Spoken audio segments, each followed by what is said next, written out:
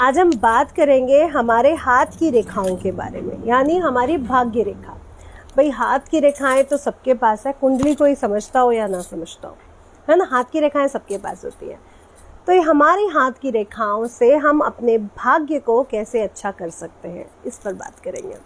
सभी को मेरा नमस्कार, सभी को जय माँ पीताम्बरा, सभी का स्वागत, वेलकम, अभिनंदन। आई होप आप लोगों ने पूजा बहुत दिल से उसको एंजॉय किया होगा, क्योंकि वो ऊर्जा इतनी स्ट्रांग होती है कि मज़ा आ जाता है ना। एक कहीं और पहुंच जाता है इंसान, पता नहीं कहाँ पे होता है। और भगवान करे सभी के विशेष, सभी जो मेहनत कर रहे हैं, जिसमें एफर्ट्स डाल रहे हैं, अपनी मेहनत कर रहे हैं, उनकी वो विशेष ज़रूर पूरी हो। इस प्रार्थना के साथ आज हम बात करेंगे आपके हाथ में जो भाग्य रेखा है ना, ये भाग्य रेखा से संबंधित कौन से ऐसे उपाय हैं जिससे आप अपने जीवन को बदल सके। ठीक है, तो मैं हूँ एस्ट्रोलॉजर नितिशा मल्होत्रा। मैं वैदिक ज्योतिष में ज्योतिष मातंड यानी पीएचडी होने के साथ साथ टैरो कार्ड रीडर, न्यूमरोलॉजिस्ट और वास्तु विशेषज्ञ हूँ। आज आपसे जुड़ी हूँ आपकी भाग्य रेखा से संबंधित उपाय को लेकर के। आप अपने हाथ को भी देखो और देखो आपकी भाग्य रेखा कैसी है, और इससे संबंधित उपाय कि हम अपनी भाग्य रेखा को कैसे और ज़्यादा बलवान कर सकते हैं, कैसे उसके प्रभाव सबसे ज़्यादा ले सकते हैं। भाई कर्म सब कर रहे हैं, लेकिन कर्म के बिना भाग्य भी साथ नहीं देता है। और अगर भाग्य और कर्म दोनों मिल जाते हैं तो वारे न्यारे भी हो जाते हैं कि हमने कर्म किया और हमारा भाग्य ने भी हमारा साथ दिया, तो हम यहाँ पहुँच जाते हैं। सिर्फ कर्म तो मेहनत करने वाला मजदूर, रिक्शा चलाने वाला रिक्शा चालक, वो भी कर रहे हैं, लेकिन वो यहाँ से यहाँ उठ के आना बहुत मुश्किल होता है ना। और सिर्फ भाग्य हो और मेहनत नहीं कर रहे हो तो फिर तो वही बात है कि किसी राजा के घर पैदा हो जाओ और राजकुमार बन जाओ, तो सीधे ही बॉर्न ही गोल्डन स्पून में हो गए। वो सब नहीं हो सकते ना, तो सबको अपनी भाग्य रेखा मजबूत करनी पड़ेगी। हाँ, मैं राजा के घर पैदा हुई थी और महाराजा से मेरी शादी हुई थी, और खुद मैं किसी रानी से कम नहीं हूँ, इसलिए क्योंकि मेरी माँ की मेरे पे बहुत कृपा है ना। चलिए, ये हमारा हाथ है, ठीक है। हमारे हाथ की भाग्य रेखा, कई बार आपने देखा ये मिडिल फिंगर होती है, मिडिल फिंगर से शुरू होती है और नीचे तक आती है। ये हमारी जीवन रेखा के बाजू तक।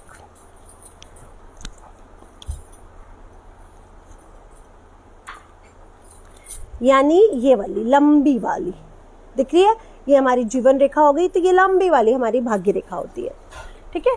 यहाँ से हमारे मिडिल फिंगर से शुरू होकर के यहाँ तक आ सकती है। अब कईयों की ये गुरु पर्वत की तरफ भी चली जाती है, कईयों की सूर्य पर्वत की तरफ भी चली जाती है, और कईयों की चंद्र पर्वत से भी शुरू हो सकती है, कईयों की जीवन रेखा से अटैच होकर भी शुरू हो सकती है, बहुत सारी होती है। लेकिन अगर आपकी ये भाग्य रेखा अभी तक बनी नहीं हुई है, या बनी हुई है तो टुकड़ों में बनी हुई है, यानी किसी की यहाँ से यहाँ तक आई और बस यहाँ पे ख़त्म हो गई, या यहाँ तक है फिर नहीं बनी नीचे तक, या यहीं तक है। कईयों की सिर्फ ऊपर बनी होती है, नीचे नहीं होती है, और कईयों की सिर्फ छोटी सी यहाँ बनी होती है, ऊपर नहीं गई होती है। तो बहुत सी वो हो सकते हैं कि अब ये भाग्य रेखा का क्या किया जाए। अगर आपकी भाग्य रेखा में ऊपर ऐसा त्रिभुज बन जाता है, या त्रिशूल बन जाता है, या दो मुख वाला बन जाता है अगर, और रेखा पूरी है यानी लंबी है, छोटी नहीं है, तो ये अच्छा सूचक है, यानी आपका जीवन में आपको तरक्की मिलने के चांसेस बढ़ रहे हैं। अगर आपकी भाग्य रेखा बहुत छोटी है, सपोज दैट ऐसी है, या फिर आप ऐसे समझे कि बस यहीं तक है, ये नीले निशान तक। अब हमारी भाग्य रेखा कैसे बढ़ेगी? ऑफ कोर्स जब हम भाग्य से संबंधित हमारे काम होंगे, हम उसके उपाय करेंगे, तो हम अपनी भाग्य रेखा को बड़ा भी कर सकते हैं। अगर आपकी भाग्य रेखा पे ऐसे से जाल बना हुआ है, ऐसे से बहुत ज़्यादा ऐसे बना हुआ है, तो ये अच्छा नहीं माना जाता है। अगर हमारी भाग्य रेखा पे ऐसा त्रिभुज बना हुआ है, सपोज दैट ये भाग्य रेखा है और यहाँ पे ऐसे त्रिभुज बना हुआ है, तो ये अच्छा साइन माना जाता है। इससे आपको तरक्की मिलने के चांसेस, पैसा मिलने के चांसेस, नेम फेम मिलने के चांसेस भी बढ़ते हैं। ये जो त्रिशूल या 2 मुंह निकल जाते हैं ना, ये भी हमें नेम फेम तरक्की दे सकता है। अगर कोई रेखा यहाँ से निकल के सूर्य पर्वत से निकलती हुई भाग्य रेखा को अटैच हो जाती है तो भी हमारे जीवन में बहुत सारा नेम फेम यश हमें मिल सकता है। जैसे ऐसे कोई सूर्य रेखा से पर्वत, सूर्य रेखा वो होती है जो हमारे रिंग फिंगर के नीचे हो, ये सूर्य पर्वत होता है।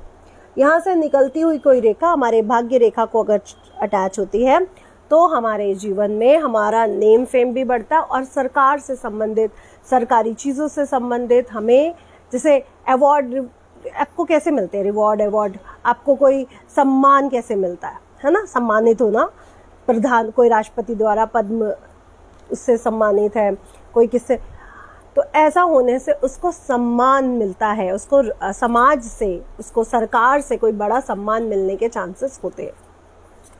तो अब आप कहेंगे मैडम हमें ये बताइए इसको मजबूत कैसे करना है, अपनी भाग्य रेखा को सबसे ज़्यादा मजबूत कैसे करना है, सबसे बड़ा क्वेश्चन ये आएगा।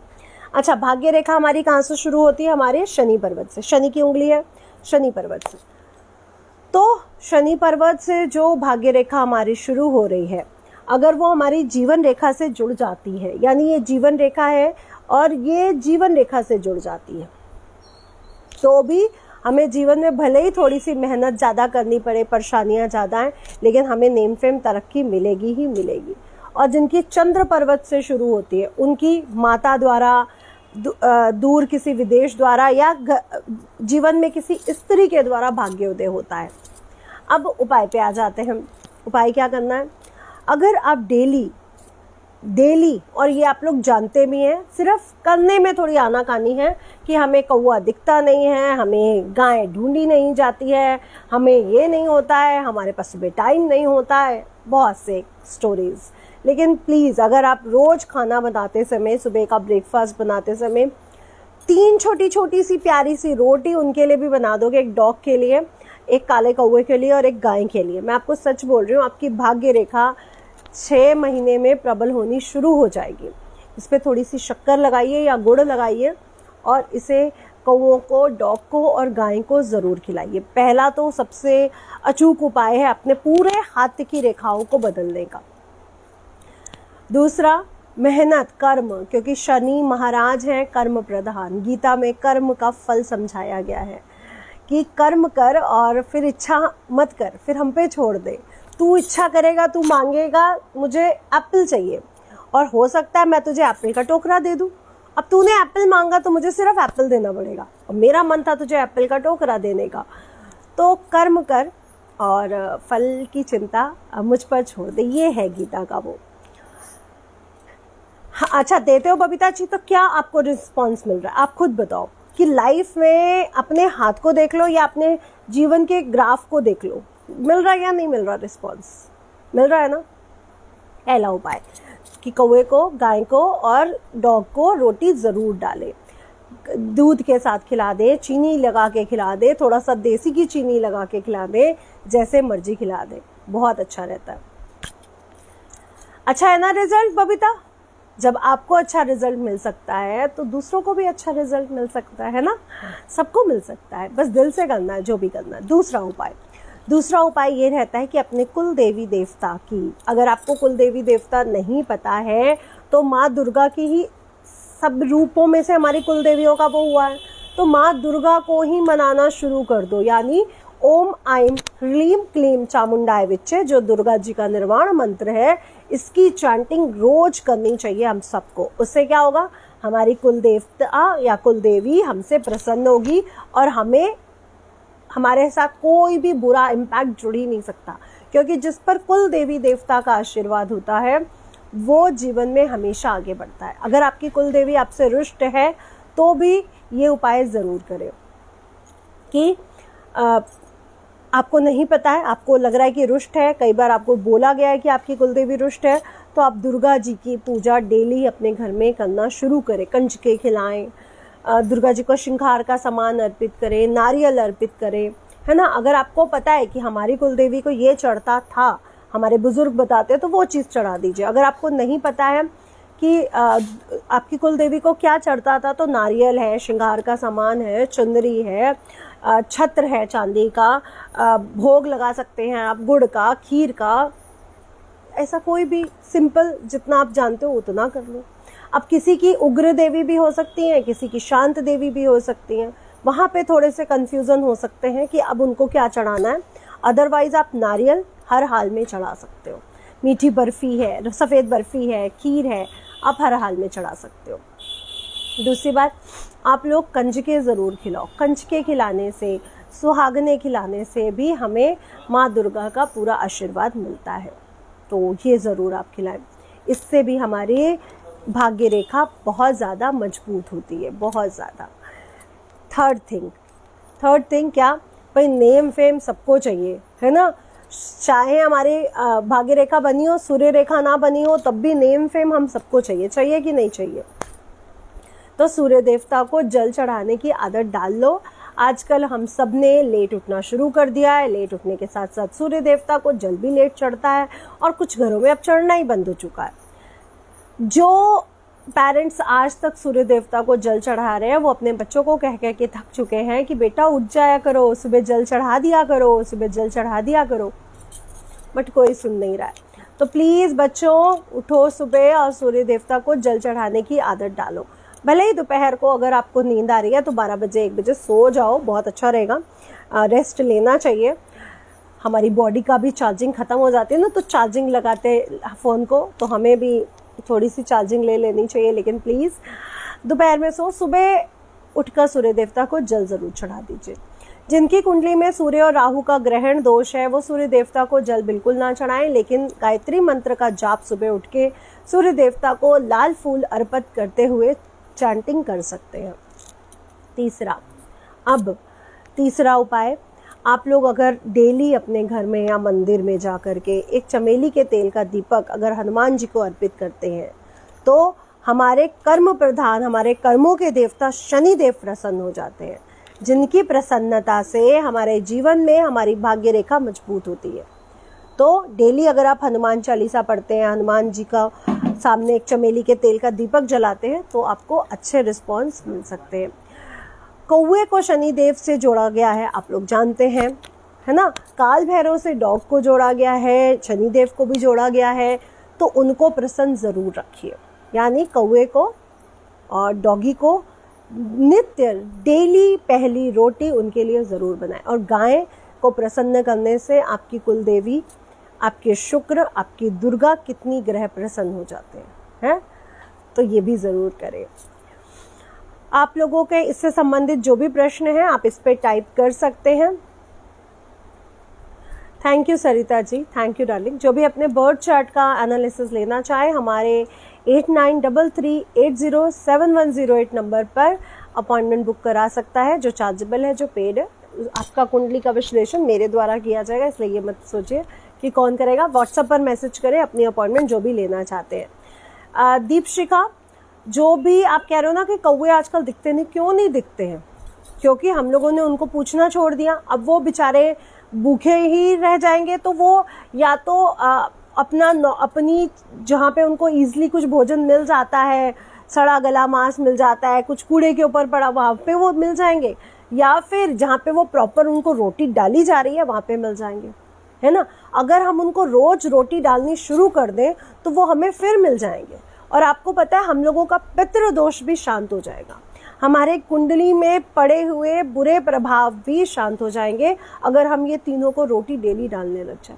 हम ही लोगों ने गलती करी है उनको यहाँ से भगाने का। अगर आप डालना शुरू कर दो तो वो फिर आएंगे, है ना। तो मुझे पता है कि वो लुप्त होते जा रहे हैं और धीरे धीरे वो हमारे शहरों से निकल के गांव में तो हैं। अभी तो खैर मेरे आसपास भी मुझे आजकल दिख ही रहे हैं, लेकिन पहले नहीं दिखते थे। लेकिन जब से हमने उनको रोटी डालना शुरू, अब दिखने लगे हैं, बहुत दिखते हैं अब तो आप लोग डालना शुरू करो, आपको ज़रूर दिखेंगे। सूर्य देवता को जल सब चढ़ा सकते हैं, सब, ऐसा कोई भी नहीं है जो नहीं चढ़ा सकता। जिनको ग्रहण दोष होता है उनको हम लोग कई बार कुछ 1 या 2% के लोगों को मना करते हैं बस।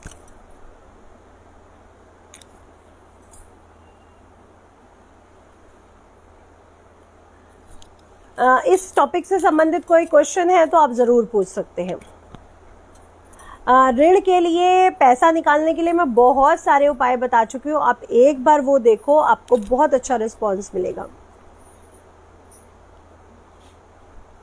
पितृ नाराज हैं तो पितरों के निर्मित हर अमावस्या पर पूजा करें, उनके निर्मित कुछ ना कुछ दान करें, कौओं को रोटी ज़रूर डालें, डॉग्स को पूछें, गाय को पूछें, और राम रक्षा स्तोत्र का जाप ज़रूर करें। ठीक है,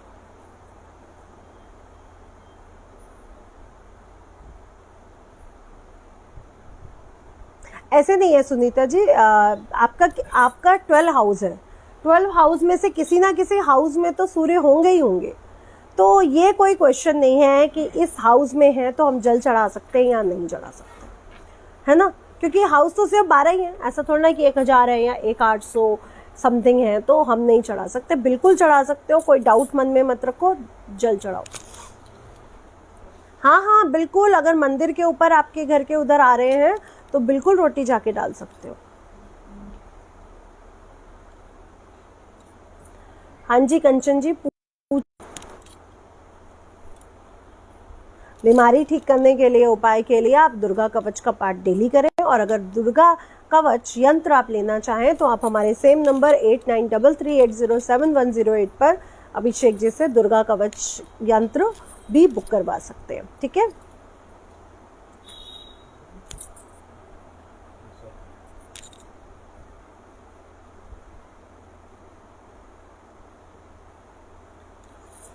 देखिए सब ग्रह नीच के हैं या सब ग्रह उच्च के हैं। जब आप कहते हो उच्च के तो इसमें बड़ी प्रसन्नता वाली ज़रूरत नहीं है कि सारे ग्रह उच्च के हैं, और अगर आपके ग्रह नीच के हैं तो इसमें भी बड़ा निराश होने की ज़रूरत नहीं कि सारे ग्रह नीच के हैं।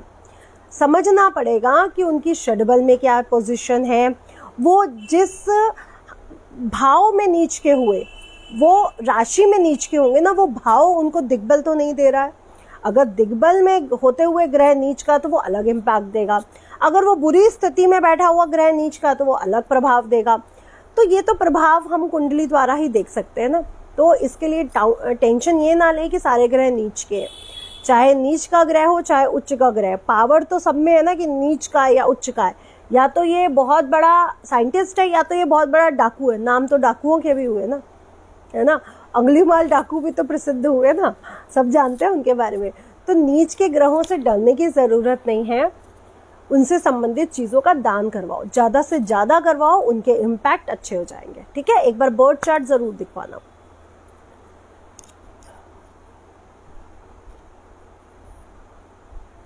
किसी का कितना भी कर लूँ और फिर भी रिवॉर्ड नहीं मिलता, एक बात बताओ, सच्चे सच्चे आप लोग सारे दिल से बताना जितने लोग देख रहे हो, सूर्य देवता हमें ऊर्जा दे रहा है, रोशनी दे रहा है, एक एक बीज भी अंकुरित होता है ना जो रोटी बना करके खाते हो, तो वो सूर्य देवता अगर ऊर्जा ना देना तो ना ऑक्सीजन होगी, ना रोशनी होगी, ना बारिश होगी, सब बंद हो जाएगा। आप लोग सूर्य देवता को क्या देते हो, मुझे आज बस इतना बता दो, क्या देते हो?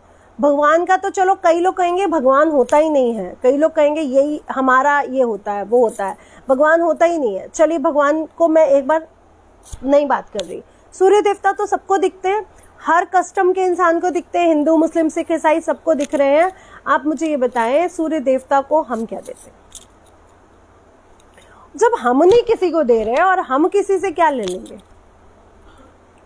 और ये बात जो सोच रहे हो ना, ये बात ये बताता है कि आप अंदर से कमजोर हो, आपका चंद्रमा कमजोर है, आपका मन कमजोर है। छोड़ो, अगर देने के लिए बने हो तो दे दिया, और अगर लेने के लिए बने हो तो मिल जाएगा। तो मैं सिर्फ देने के लिए बनी हूँ, आज तक मैं सिर्फ देने के लिए बनी हूँ। मैं दे सकती हूँ, मैं ले नहीं सकती। ये सोच के वो करो ना कि मुझे किसी से कुछ लेना ही नहीं है। ऐसे बहुत से रिश्ते हैं, बहुत से नाते आएंगे, आगे भी बहुत से रिश्ते आएंगे, जब सिर्फ देना पड़ेगा कुछ मिलेगा नहीं, शायद तारीफ भी ना मिले, मिल गई तो गॉड ग्रेस, हम पे भगवान की कृपा है, नहीं मिली तो इसमें दिल कमज़ोर करने की क्या ज़रूरत है। हम बने ही इसलिए खुश हो जाओ कि मैं हेल्प करने के लिए बनी हूँ, इसलिए मैंने उनकी हेल्प करी, और वो उनके पास कुछ था ही नहीं देने के लिए मुझे, उन्होंने मुझे कुछ भी नहीं दिया।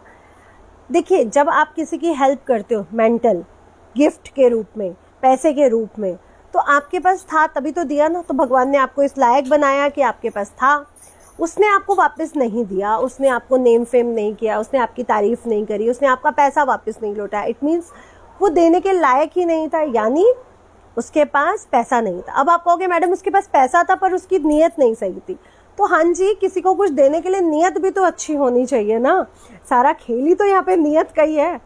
तो जिसकी नीयत ही अच्छी नहीं है उससे आप क्या अपेक्षा रखते हो। और वैसे भी एक बात बताऊं, जब हमारे जीवन में कोई भी चीज़ अचानक आ जाती है ना, कहीं से कुछ ऐसा अचानक लाभ, जैसे एग्जाम्पल के रूप में समझा रही हूँ, जब हनुमान जी की पूंछ में रावण की लंका में आग लगाई गई, तो हनुमान जी की पूंछ में आग लगी है, पूरी लंका दहन दहन दहन हो रही है, लेकिन हनुमान जी की पूंछ की आग ने हनुमान जी की पूंछ का एक भी बाल बांका नहीं किया। क्यों? क्योंकि वहीं पे माँ सीता ने अग्निदेव को पुकारा और उनसे बोला मेरा पुत्र है ये हनुमान, और मेरे पुत्र का एक भी बाल बांका नहीं होना चाहिए। यानी जो ब्लेसिंग थी वो किसी और की थी, और जो हो रहा था वो किसी और के साथ हो रहा था। पूरी लंका दहन हो रही थी, हनुमान जी का एक भी बाल बांका नहीं हो रहा था, और ब्लेसिंग किसकी थी? माँ सीता की। तो जब हमारे पास कोई पैसा आ जाता है, जब हमारा कोई अचानक से काम हो जाता है, तो वही आपकी ब्लेसिंग होती है, जो आपने कभी किसी को दी थी और उसने आपको नहीं आपकी कदर की थी, लेकिन ऊपर वाले ने तो की थी ना, तो वो ऊपर वाला आपको लौटाएगा। देने वाला हमेशा ऊपर वाला है। ऊपर वाला हो सकता है आपने 1 लाख किसी को दिया हो, अब उसकी नीयत ही नहीं है, वो गंदे विचारों वाला है, नहीं दे रहा, परेशान क्यों हो रहे हो, ऊपर वाले से बोलो, वो आपको हो सकता है उस 1 लाख की जगह 10 लाख रुपए दे। अब आप कहोगे कि मैडम क्या हम सब छोड़ दें? महाभारत में क्यों कृष्ण ने नहीं कहा युधिष्ठिर से, अर्जुन से कि सब छोड़ दो, है ना? महाभारत में भगवान कृष्ण ने कहा कि मैंने आपको बुद्धि दी है, आपको कर्म करने के लिए हाथ दिए, दिमाग दिया सोचने के लिए, अब तुम्हें जो करना है वो तुम्हारा फैसला है, मैं तुम्हारे साथ हूँ, यही कहा था ना। तो उन्होंने ये बोला कि सब तुम कर सकते हो, अपनी लड़ाई खुद लड़ सकते हो, ठीक है, लेकिन उन्होंने ये भी नहीं कहा था कि अपना पूरा कुल का कुल नाश कर दो। और जब ये महाभारत का युद्ध खत्म हुआ था तो कुछ भी नहीं बचा था। अगर कौरव खत्म हुए थे तो युधिष्ठिरों का भी बहुत कुछ खत्म हुआ था, पांडवों का भी बहुत कुछ खत्म हुआ था, है ना? तो मुझे वो खत्म नहीं करना, मैं उसमें से अब वो ऊर्जा में नहीं रह चुकी हूँ कि इसका नहीं तो मेरा भी नहीं, मैं तैयार हूँ, मैं अब उसमें आ चुकी हूँ। उसका तो जो होगा अब ऊपर वाला ही देखेगा कि अगर सपोज दैट मेरे को यहाँ पे पंच किया, या मेरे बेटे को कहीं पे छेड़ा गया, या किसी को छेड़ा, अब उसको ऊपर वाला ही देखेगा। हो सकता है उसको ज़्यादा अच्छा जवाब दे दे ऊपर वाला, मैं अब उसमें नहीं पड़ने वाली। तो ये वाली ऊर्जा रखो, उस पर सब छोड़ना शुरू करो, उसकी लाठी में आवाज़ नहीं होती, और इतनी खुशी देगा ना आपको कि आपकी ओरा में वो पॉजिटिविटी चेंज नज़र आएगा। खुश रहो, पॉजिटिव रहो, और भगवान की चैंटिंग हमेशा करते रहो। अपने बर्थ चार्ट की अपॉइंटमेंट के लिए हमारे 8933807108 नंबर पर ज़रूर अपॉइंटमेंट बुक कराना ना भूलें। वीडियो को ज़्यादा से ज़्यादा शेयर भी करें, लाइक भी करें, और मेरे फेसबुक पेज को भी लाइक करना ना भूलें, ताकि और भी ज़्यादा वीडियोस का नोटिफिकेशन आप तक पहुंच जाए। लव यू मेरे यूनिवर्स।